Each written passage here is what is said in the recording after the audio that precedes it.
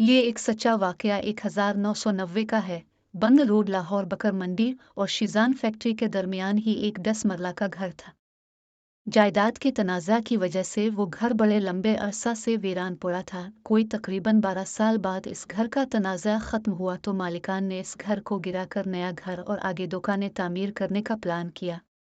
इस मकसद के लिए एक बिल्डर से ठेका हो गया। वो बिल्डर अपनी टीम लेकर आ गया। मजदूरों ने छत को तोड़ना शुरू किया। अभी थोड़ी सी छत टूटी थी कि ज़लज़ला आने लग गया। मजदूर बिल्डिंग से नीचे उतर आए। बिल्डर ने पूछा तो मजदूर बोले कि ज़लज़ला आया तो हम नीचे आ गए। बिल्डर बोला कि यार ज़लज़ला तो कोई नहीं आया। मजदूर दोबारा ऊपर गए और दोबारा काम शुरू किया तो फिर ज़लज़ला की कैफियत हो गई। जब ये 3 मरतबा हुआ तो बिल्डर ने कहा कि कोई मसला है। बिल्डर खुद ऊपर गया और अपनी निगरानी में काम करवाने लगा। चंद मिनट गुजरे थे कि इसके पेट में बहुत तेज मरोड़ उठा। वो जल्दी से नीचे आया। तेजी की वजह से इसका पांव फिसला और वो नीचे गिर गया। सबको बिल्डर की पड़ गई। बिल्डर को अस्पताल लाया गया। अगले दिन फिर मजदूर गए लेकिन काम ना हो सका। वही ज़लज़ला की कैफियत हो जाती। बिल्डर ने सोचा कि शायद बिल्डिंग में कोई मसला है तो उसने हैवी मशीनरी मंगवाई। मगर जब भी वो बिल्डिंग के पास जाती इंजन बंद हो जाता। अब सबके जहन में ख्याल आया कि हो ना हो इस बिल्डिंग में कोई मसला है।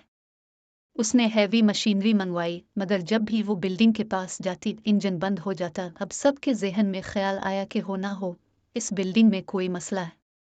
खैर मालिकान ने हिसाब लगवाया तो सबने कहा कि जिन्नात का बसेरा है। अगर कोई यतीम खाना मुल्तान रोड लाहौर को जानता हो तो इसको याद होगा कि इन दिनों में वहाँ बहुत ज़्यादा आमिलों के दफातर थे। तकरीबन 15 से 20 दफातर थे। ये बात जंगल में आग की तरह फैल गई। हर आमिल ने अपनी सर्विस पेश की। मालिक ने कहा कि जो ये मसला हल कर देगा उसको 50,000 इनाम मिलेगा। इस दौर में ये बहुत बड़ी रकम थी। इनाम के लालच में कई आमलीन आए मगर अपना ही नुकसान किया। एक आमिल साहब रात को बिल्डिंग में गए। जब भी कोई आमिल बिल्डिंग के अंदर जाता तो लोग सामने वाली बिल्डिंगों की छत पर तमाशा देखने लग जाते थे। तो अचानक जिन्नात ने इस आमिल को बालों से पकड़कर बाहर फेंका।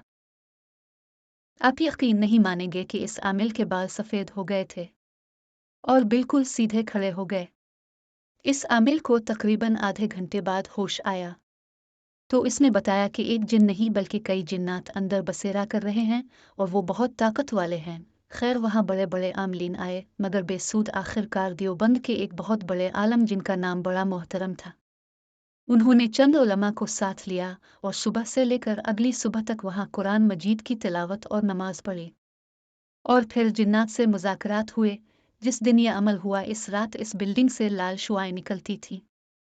बहरहाल जिन्नात ने उनसे वदा किया कि हम एक हफ्ता तक यहाँ से चली जाएंगे क्योंकि हमारा काफ़ी बड़ा ख़ानदान यहाँ बसता है। जिन्नात ने वदा सच कर दिखाया। जिस दिन सारे जिन्नात चले गए इस दिन इस बिल्डिंग से बड़ी आवाज़ें आईं और अंदर जितनी खिड़कियाँ और दरवाजे थे सब टूटकर चूर चूर हो गए थे। खैर इस अरसा के बाद वहाँ शानदार बिल्डिंग बनी और होटल बना लेकिन कोई ऐसा मसला आज तक नहीं हुआ।